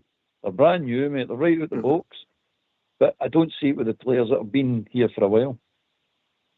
Andy, when he says burning, it doesn't mean you need an antibiotic for it, mate. I'm glad you said that because I forgot to take my diabetes tablet, so you just reminded me. I totally agree with what the guy said there. Look, the problem is, I know it sounds stupid, and we all know that. But his problem is now, especially as it stands now, Barron and Exeter, they ain't getting beat to any other. We're the only team in that league, and we've got to be bang on it, is us that can beat them. So we have to match, every time they beat the teams below us, we have to match what they do. And that's the problem. We ain't good enough to do that in certain games. We'll draw a lot of them. We'll take the odd defeat. And until we start, making sure that every time they beat the teams that they should be, we should be beating them. And then hopefully we're up for it because we're close with them. We're level, and then we're up for having a go at them. They should never not be up for having a go at them. But, it's been proven over the last 2 seasons. The period they were doing there last time and this one, 3-0 and 4-0. You can't go into them games like that. You know what I mean? So that's what we've got to do. We've got to make sure that every game we play next season out with them, that we win them. Or all right, we'll get another draw. That'll happen. They'll might get one. But we'll win them and it's close. And it's up to us to get into them. That's how I see it. Andy, can I ask you a question, Paul? Is that not exactly what Rangers have done? Have we no match to them across the city since Michael Beale came in? Beale came in, aye, we have fine. Have we matched them? Aye, well, everything Since there. Beale came in, aye. A number of goals scored or something, sorry. No, we've matched them for the results, yeah? Yeah. Since Beale came in, yeah. I thought you meant match them as playing them. No, we've not beat them. No. I'm just saying the number of games that we've played since Beale came in. And we've got the same results as them. Yeah, I said that, but you can't knock it. He's got the results in the league. I'm not saying that. What I'm saying is going forward for next season, whatever they do out with playing us, we have to match it. Yeah. So if they win a game, we've got to win it. We've got to go on as level as we can play, taking them on. I think you're right, Andy. I don't think we should care about them. We should just go and win every game because we are who we are, Southside. Well, yeah. Aye, because that's always been the standards, that we should be going out and winning every game. But it comes down to your players that you put on the park. You've got to keep them hungry. They've got to have that desire to keep wanting to win, and probably a lot of these players peaked back in the squad, peaked at 55, to be honest, because they achieved something that, let's not forget about it. That killed them across the city. Absolutely killed them, you know. And that was a massive achievement for that squad at the time, and we're still going to carry a vast majority of that squad. And it's just things that's going to be, and it's time to refresh, and that's what's going to have to come. And hopefully we'll get some money for some players that we might move on, and we'll get some money in. There'll be money there for the board that will get players, and it's about picking the right players at the right price, Andy. It's not just always thinking we need to pay big fortunes for players. There is good I'm players not asking out there. big fortunes, Southside. I know the position we're in, like, you know, but we've got to find some that are a bit better quality than what we've got now. We could spend maybe say £15 million, say, and we could get the right number of players in, and they could be down to the right players to get the job done. And going forward, you know, it doesn't everybody think, oh, I need to spend 40, 50 million, but no, to win this league, you don't, you know. So if we're sensible in the market and we get the players that we're looking for, we just need to get back to getting a level of consistency back in the team. And like you say, up to now, Andy's record in the league pretty perfect. So we've just got to keep going. And Wednesday night's another big test for us at Easter Road, and I'm sure we'll achieve it and come back with the 3 points. I hope you're right, big man. I hope you're right. Listen, Bridge, we come on here tonight. We didn't know this. We could do this route tonight. I think, as I said a few minutes ago, I think it's came because the second half performance was so. Well, 20 minutes was so bad. Yeah, well, it's one of the mysteries of life with Rangers are now. That as soon as they stepped onto the pitch in the second half, and by the way, they were playing wonderful in the first half. No great problems, but really played well. But something's happened. Walk on the park, and by the way, they don't twig. Neither did the coach. By the way, neither did any other coaches twig that Aberdeen have changed. And you know, when that change happens within a couple of minutes of the second half, they're in the ascendancy. And the players that we know, it's not as if we don't know the players. You can see them. That boy Jordan Jones, he played for us, so the players all know him. And he was absolutely brilliant. He did everything. He did all the good running. My goodness gracious, why did we not pick that up? But more importantly, why didn't our coach see this? Why wasn't it anticipated? I could have anticipated that boy Rishkan running out of steam. He was running like a harrier all the first half, never stopped. Absolutely brilliant first half ahead. Now, you just knew he wasn't going to last the 90 minutes the way he was playing. He should have just been left off at half time and brought someone else on. I don't care who it would be. Sorry, you want to come in there? I don't think anybody did, Bridge. I think you just had the noise. I thought someone was coming in. Either that, your missus is clobbered you right in the back of the ear. You've missed it again. Wait a minute, who's just coming? Whoa.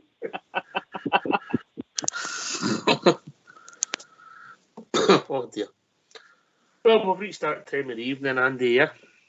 Yeah. Well, as Blue says, onwards and upwards, you know, that's where we've got to go now, haven't we? You know, I mean, it's a big game, and hopefully we stand up and get stuck into them. It's always nice beating them, you know, don't like them at all, right enough. So if we could go out and, it would be nice if we could go there, like we went to Tynecastle and pull off one of their performances, eh? We'd be happy with that, wouldn't we? I'm sure we would, mate. I'm sure we would. You know, but that's we're talking about that game as a benchmark, but it seems a distant memory now, if I'm being honest. Last word for your good self, Albert. Good win on the night, mate. Again, super critical of our team, unfortunately. But they need to give something to cheer about. That's the problem. It's not our problem. We're there paying, cheering, trying to lift them. It's out to them to lift us. But first half, great. Second half, not so great. But that's what it was all about, mate. It's all ups and downs. Apples will grow again. Here, mate. Here. Southside. Aye, enjoyed the night, mate. Been on with Bridgeman and the Old Bear. Good topics, and we're a hard crowd to please because we always want the best for our club. But roll up Wednesday. Looking forward to it, Ox. I'm sure we'll get the 3 points. Be a good atmosphere that night at the game. And I'm hoping Kolak gets on the score sheet, and I'd like to see Cantwell. And I think it'll be the same team as we played at the weekend that will start. I think I never mentioned it, but I thought your Super 6, that was a new record for you. One of your teams went to go behind in less than 10 seconds at the weekend.